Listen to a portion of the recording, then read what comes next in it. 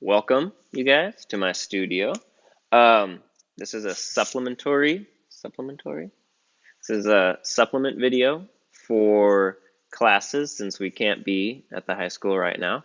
I thought it'd be a great time to actually spend some time in my studio since kind of the school for a lot of us is our satellite studio. So it'd be kind of a cool time to show you guys some of the supplies I use, the materials I use that I don't get to bring in all the time. And then when we get back into class, you'll have a wide knowledge base of how we can use the materials we have at our school, right, for our own projects. So today, I know I promised like right before we went on this extended break, we're going to get into painting. Not all of you have those supplies at home. You don't have, the brushes, let alone the paints and the canvases. Some of you do, and I encourage you, use that, spend this time locked up. It's like an artist's dream. You're stuck in the same place. You've got, just create, right? We don't all have that at home. So I'm going to, as far as, at home work that you could do, again, nothing's mandatory, but you could do, I'll post some of those references I talked about earlier, like master copies. We can do just to practice our drawing skill. Most of them will be drawing based because we all have pencils and paper or pen, or we can get a hold of them. We can definitely do that at home. So I'll post some of that stuff and we'll do some even step-by-step, or I'll do some demonstrations of that. But today I thought it'd be kind of cool, since this is a studio art class, to dive into a lot of the stuff around my studio and then how we can apply it to your stuff at our studio at the school. Mainly starting with brushes. We used brushes last semester. Sorry, I keep looking over here. I got all the brushes set up. And then I'll use this kind of tabletop view, put it on the screen, to show you kind of an overhead view, of a little bit easier to go through it. Okay, the anatomy of a brush, right? We have the handle, we have the ferrule, and we have the hair or the bristles. Okay, now the most obvious difference between most brushes is the handle length, right? We've got everything from this extra long brush to kind of more standard size long brushes, and then smaller size brushes. For oil painting, which we're going to be moving into when we get back into class, we kind of stick with like your standard long handled brush. The smaller brushes, handled brushes, are more for what comes to mind would be watercolor, or things where you have to stand pretty close to and over your paper and kind of watch it all evolve. The benefit of a long-handled brush is you don't have to grip it more like a pencil, but you can stand further back from it like this. Keep the whole canvas in view, especially when you get into your huge canvases, 4 by 6 by 8 feet. You want to stand far back as possible, kind of really extend the arm all the way out so you keep as much proportional accuracy as possible. We're not going to be working on that big of canvases, but this would kind of be the standard thing for something that size. We're going to be using these more long-handled brushes and stay away from these small ones. But that's kind of the biggest aesthetic difference, and I think it really is a general and personal choice, right? All of these are kind of my workhorse brushes right here for oil painting, and you can see that they're all short-handled. So it's all up to you. I can still kind of hold it way back here and stand back at an arm's length if need be. But I kind of just like the feel of it in my hand a little bit better, the weight. I like the portability. I can throw them in like a paper towel tube, throw them in my backpack if I'm traveling and painting. So that's a personal choice. You guys might remember the brushes we used for the most of last semester. When we were using acrylic paint, we kind of stuck with these synthetic brushes. We have our flat and our filbert. They did a really good job working with acrylic paint. Now that we're moving into oil paint, we're going to want to switch up the kind of brush a little bit. We'll still find use for these, but we're going to need a little bit more of a coarser brush. So that's where these guys come in. From the same set, we've got our coarser hairs, okay? So aside from the handle, the biggest difference that we're going to notice in our brush types is the type of hair they have.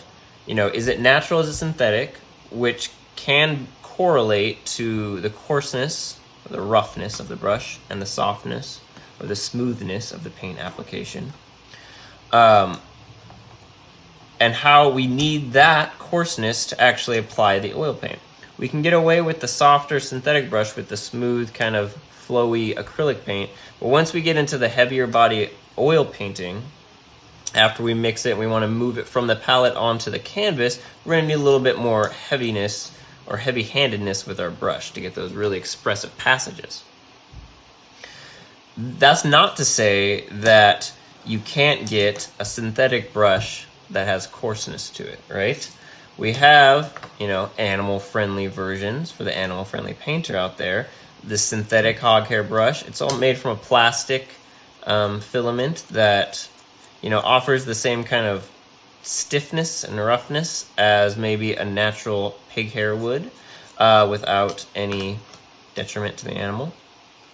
Same thing over here on the soft side. Kind of nylon is the standard, but if we wanted to move into the natural hair, we get something like a sable or a mongoose kind of hair, which you can see there's the difference, the delicacy of this hair. Hair often reserved for watercolor, just because it's so soft and so expensive that you don't want to damage it with, aggressive use on a canvas texture or the cleaning that goes into a lot of oil painting brushes compared to watercolor brushes. That's not to say that they're not used. I use them all the time. You just have to be a lot more careful with them, or they have a very short lifespan.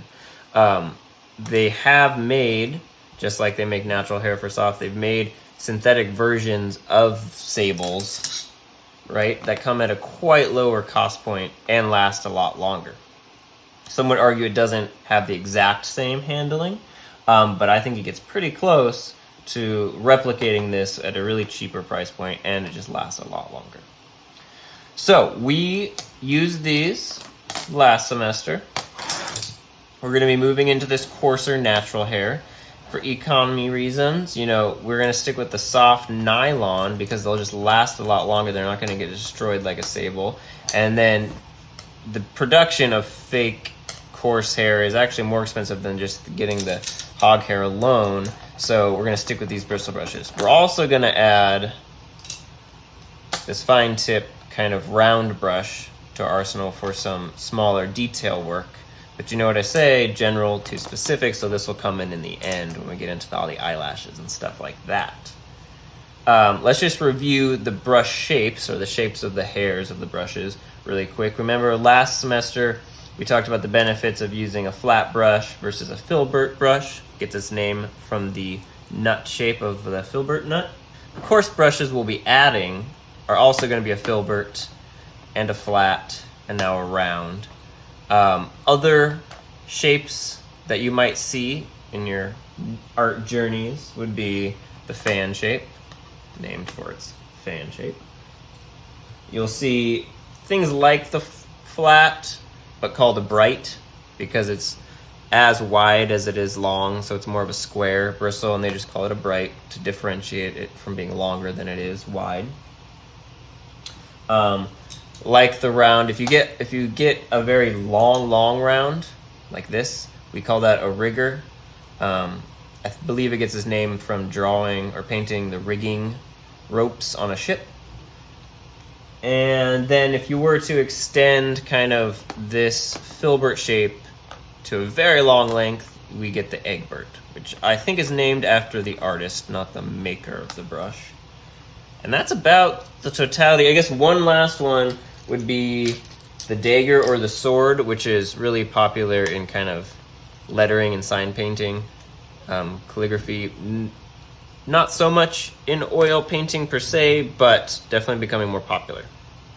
So that's the shapes, that's the types of hair, and what we can get from them. We use the softer synthetics for kind of the more smooth passages and the soft detailed blending work. We're going to use the coarse natural hair for, just sheer paint load and getting paint on the canvas and getting nice soft edges. You know how much I emphasize sharp, crisp edges versus softer, more fuzzy, ambiguous edges, and how that adds a great artistic quality to our work. And that's going to be the gist of it. Now, I want to go into cleaning as well, but first we're going to get into the types of oil paint versus starting with acrylic, speaking about oil, and then what we're going to be using, which is going to be a water mixable oil. And then afterwards, we'll have some dirty brushes that we can clean. All right. So last semester, we used acrylic paint. Remember, we started with whites and our blacks, and we moved into a limited color palette. We're going to kind of do the same thing this time, but we're going to switch to oil paint. There's a few key differences. The main few being that acrylics, as we remember, dry very quickly. They do have some more open-ended ones that dry slower, and you can add certain mediums. They're called retardants to slow the dry time. But in general, they dry a lot quicker than oil paints. And in my experience, they're more opaque. Again, you can thin them to make them more transparent and get washes and such. But in general, oil paints give you a much wider, out of the tube ability to move from opaque to transparent. The other big difference is that acrylics can be cleaned up with water. Once they're dry, they are water resistant. But when you're using them and they haven't cured or evaporated and set yet, they are still cleanable through water. Oil paints need solvent or mineral spirits, which can be pretty harsh smelling. So we won't be using paint thinner in the class. We're going to be using water-soluble oil paint. So it's kind of the best of both worlds. We get the beautiful kind of pigment quality and ability to go from opaque to transparent. We get the slow dry time, and we get to have it all cleaned up with water. That's the best of both worlds. And then you don't get the smelly, harsh, chemically smell of like paint thinner or any of the crazy mediums. So I think it'll be good. We'll have the benefits of the blending quality, so we can get some nice portraiture done. And we're just going to do a side-by-side test right now to kind of show you the difference. So let's start. We're going to look at some burnt umber in acrylic. We're going to flip over to this screen now again. One last thing I want to say is that, there's often a key, while we're talking about both kinds of paint right now, we should mention kind of how you can interact them in the same painting, because once you know that, you have a lot of freedom. Like, we can use the benefits of acrylic paint for an underpainting, and then we could do an overpainting in oil paint, which is super time-saving. And if you know what you're going for, you can really kind of cut back on the frustration of waiting for things to dry or painting into wet things and then getting a mess. Most canvases, and we'll get into this later in another video when we talk about substrates and things like that, but most canvases you kind of would buy at the store have this white primer or a gesso on it. And for the longest time, I thought that was just basically a white acrylic paint. But the big difference between the two, they're both very opaque, very white, very absorbent. This is sandable. So if you want to apply multiple coats of this to any kind of board, any kind of canvas, even some metals, you can sand it down to get rid of texture with like a fine tooth sandpaper. Both can be used, I guess, as a sealant on some of that kind of stuff before going into oil. You never really want to do like oil. This is a palette, but you never want to do, if this was like a final paint surface like this per se, you don't want to paint on this directly without priming it with something, because eventually that oil paint with its acidity will chew through and start to eat away at the wood. I did coat this with a clear version of this, so it dried clear, so that is archival. But that's the big difference between gesso and acrylic. Now what that leads next to is that you can always start with acrylic. You don't want to start with oil on a panel and then do acrylic over the top of it. What happens, so this is an acrylic base, just bought it at the store, had a nice white primed acrylic base on it. I painted oil over the top for like a little value scale. Now I could not go back in with an acrylic or gesso over the top of that. You never want to put acrylic over oil paint.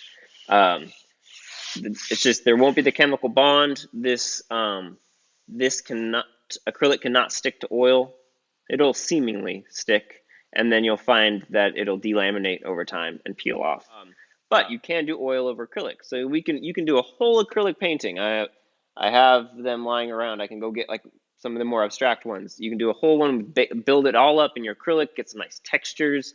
Let it dry. It takes 24 hours, and then you can go in with your oil paint and do the fine detail, more transparent passages if you want over the top of it, and you've saved a lot of oil paint, which usually is more expensive for the quantity you get, and you've saved a lot of time.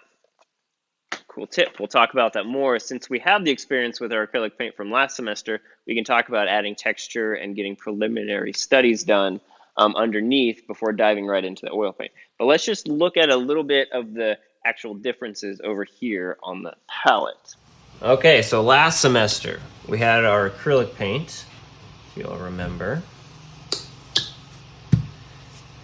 I'm going to put out some, what I would use in the studio. It's going to be slightly warmer, but in general the same kind of value.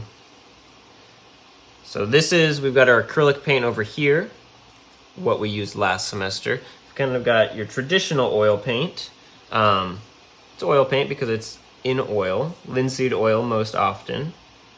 And then we have got, what we'll be using in this class is water soluble or water mixable oil paint. Right in the middle here.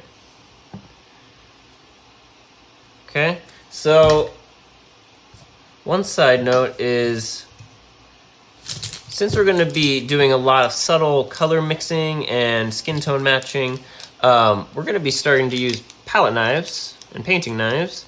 So just like brushes that we covered a little earlier, there's two things to think about when you're looking at like a palette knife or a painting knife. Just like the bristles on a brush kind of have their coarseness or softness, palette knives are usually made out of steel. Usually has a nice stiff, rigid kind of quality to it, where a painting knife, one that you would actually be more likely to apply paint onto the canvas with, you can see is quite a bit more flexible. Okay, so you can kind of control and get the nuance there in your paint application. Both can be used to mix on the palette. Both can be used to apply. Just these are a little bit more delicate of a touch. Also more fragile too. For this, I'll just be using a regular palette knife. We've got both. The nice thing in class, we'll be using the plastic versions, which actually give you quite a bit of flexibility. Okay, so you'll be able to use these to apply paint directly to your canvas if you want to be using more large amounts and create some texture. Now acrylic. You will remember that acrylic is water soluble.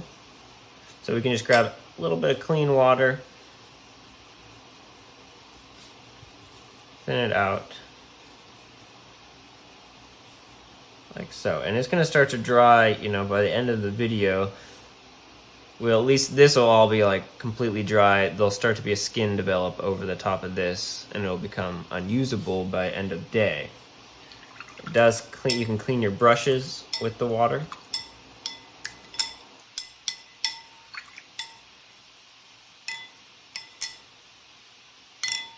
You cannot do that same thing with oil paint. Oil paint is going to, oil and water do not mix. So that's when we need these paint thinner, which is odorless. It's not paint thinner as you might think about. It's artist quality, so it's not terrible. But if we had a room of 20 of these jars open, that's going to be an issue. So, whereas in my studio, I would have to use this to thin this down. You can kind of hear that I keep a fan going. I've got kind of ventilation. But look at that beautiful transparency that like oil paint offers us, where there's more of this kind of opaque quality in the acrylic. We can get beautiful glazes. We can get nice like vibrant illuminated shadows and stuff. Beautiful. So we want to achieve that same quality, but we don't want to use this harsh stuff over here. So we're going to be using this water soluble paint. I'm just going to, not that big a difference, but just grab, I don't know if we want acrylic mixed in with our water soluble paint. right? So we can get this nice transparency. And you will notice there is a little bit of difference. Now, just because this is water soluble, the way at which it becomes water soluble is through an emulsion process, I believe. But not to worry. It does look cloudy in its appearance when water's added to it, because there's a chemical reaction there that helps break it down, which is going to be beneficial to us because it'll mean that we can clean our brushes at the end of class and still be able to use oil paint and mix oil paint and clean it up.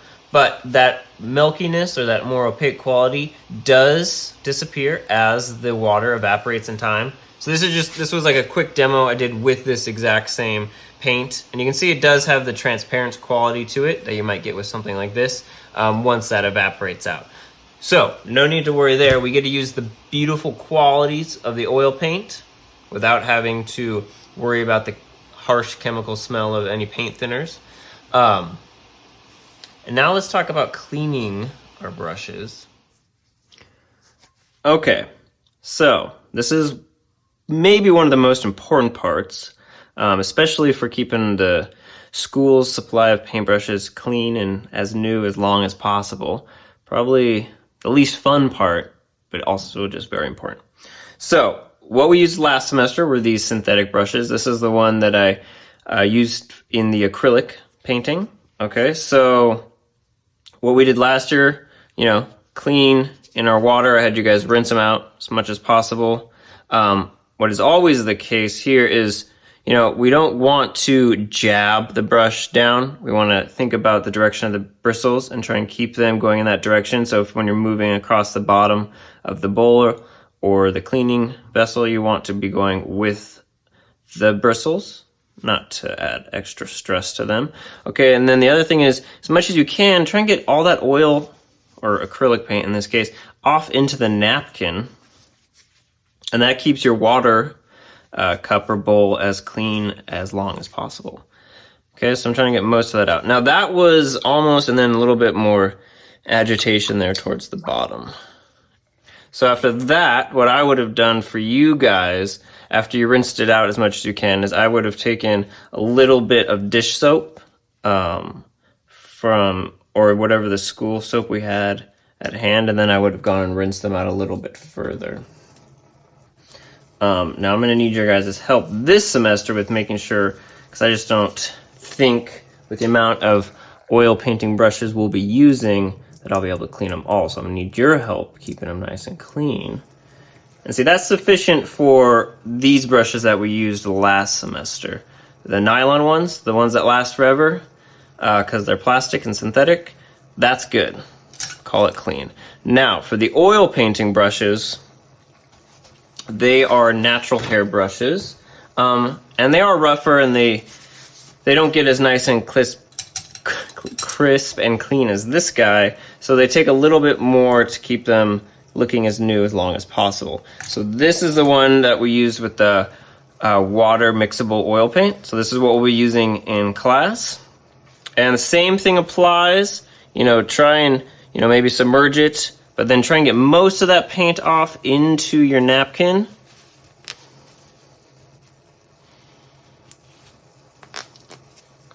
Again, pulling with the direction of the bristles. And then you can get a little bit more aggressive towards the bottom there, try and work out anything kind of in the belly of the hair of the brush. And that, the water mixing with the water mixable oil will actually pull quite a bit of it out.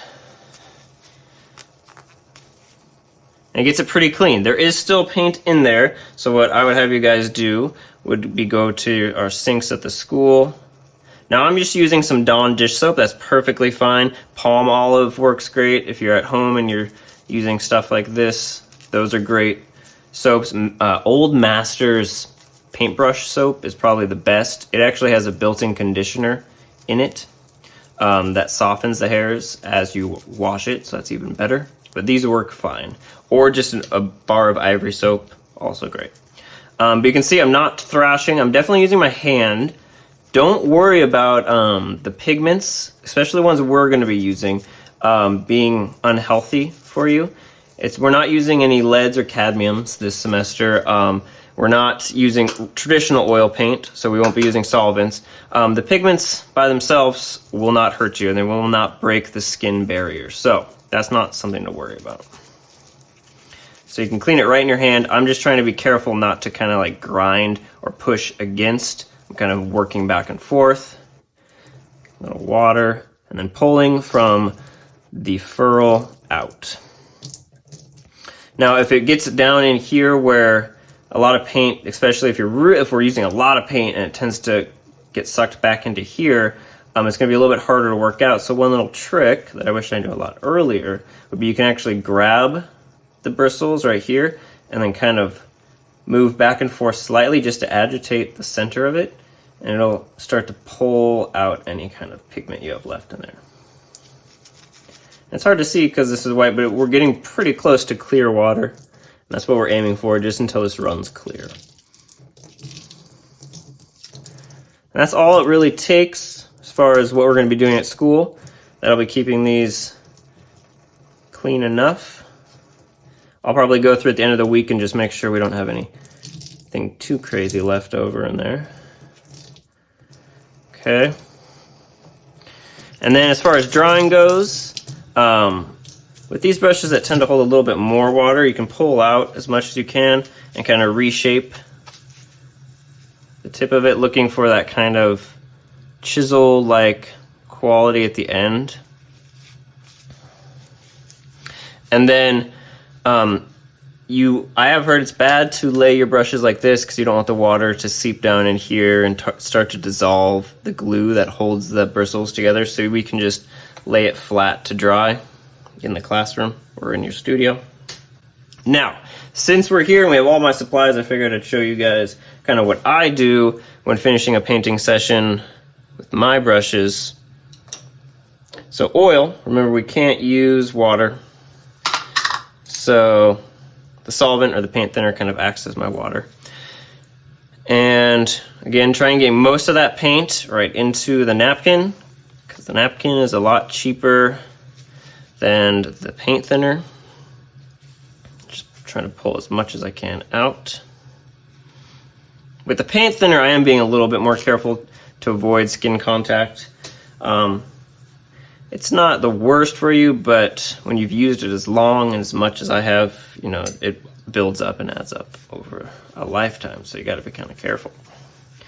So I'm just trying to work out as much as I can into the napkin before kind of agitating a little bit down in there. That way I clean this thing a lot less than I do. I just can throw these napkins away, right? So overall, it's a time saver. Once you have that, you've kind of stripped the paint. The paint thinner is less like a, it's not going to remove the paint quite like the water soluble. It kind of just strips it. So it's not good for the hair per se. It definitely gets it clean, and it's definitely better than letting the paint dry in there. But it's not good to let paint thinner sit on the bristles. It'll dry them out. You kind of want to think, since this is a natural hog hair, you kind of want to think of it as natural hair. So once I've done that, I'll use this stuff, and I'll put a little image of it because I don't have it in the container it came in, but it's called Terpenoid Natural. It's not terpenoid. I'm not even sure if it's natural, but it smells like oranges, so at least it doesn't smell bad. And then what it does is, instead of just stripping the paint out, you can see that it's still pulling some of that orangey brown out. It actually grabs onto the pigment and the molecules, and it'll leach it out. And so it can get a definite, more clean bristle. And then it'll also, it doesn't dry like oil does. So it'll actually stay kind of wet. And so it'll keep, in a way, it conditions the bristles. So it wouldn't be terrible if this got left on there. But ultimately, what I'd want to do is use some of that Old Masters brush soap or just some nice dish soap, just to get off that, because that's technically a cleaner, not something you want to kind of leave sitting on there. Just to go get those brushes nice and clean.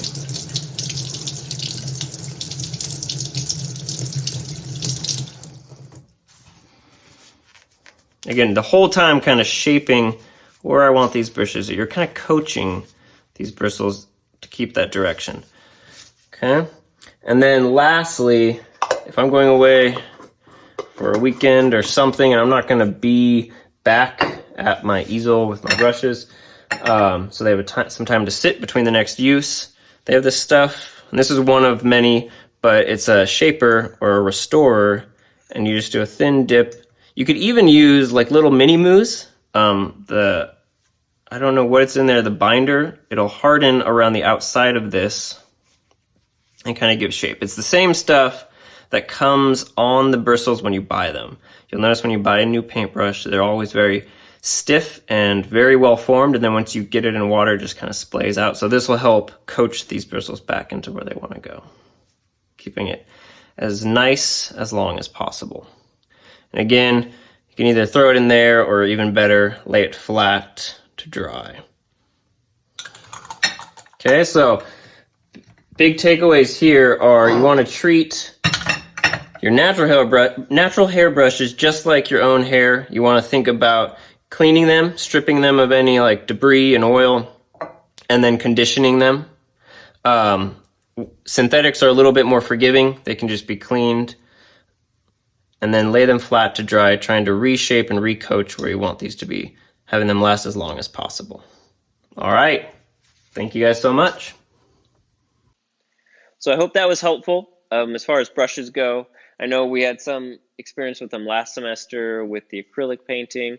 We're moving into a little bit more coarser brushes this time, but now I hope you understand why we need that coarser bristle brush to apply the heavier bodied oils, and then we can still use that soft synthetic paintbrush for the details and kind of the blending and fine finishing effects. And they're just kind of a benchmark for oil painting, starting with the Impressionists and moving forward. So it's key to use that stuff. And I hope the cleaning tips were also helpful. I know it's going to help me save a lot of time next semester if we can have you guys clean your own brushes after class. I would love to keep on with this, giving more information, a little bit deeper kind of knowledge. We've used canvas paper and stretch canvas in class, but it'd really be cool to talk about the differences in types and like linen versus cotton duck versus paper versus board, hard panel, what it takes to seal it, maybe even stretching. But also I know it'd be nice for you guys to get your hands dirty a little bit. And while I can't expect you to use paints and paintbrushes, I think the more practice we can get in portraiture, drawing, pencil or charcoal, the better. So any portraiture work would be great. I'll post some, if I can somehow link, or even I'll post in here the reference folder, and I can put some reference images of those master copies I was talking about, the plates that we can copy, just the features in two-tone, two-value studies would be great. Or I'll do a quick video on selecting some quality self-portrait reference and what to look for moving forward. This doesn't have to be the one we might continue in oil paint once we get back in the studio, but the more practice we get drawing faces at all, but your particular face, the more comfortable you're going to be able to do it when you get to it in paint, if that makes sense. More practice, the better. So I can go over selecting quality reference for that. And I think that would be a really great, supplementary assignment moving forward. All right, everyone, stay healthy, stay safe, and I'll talk to you later.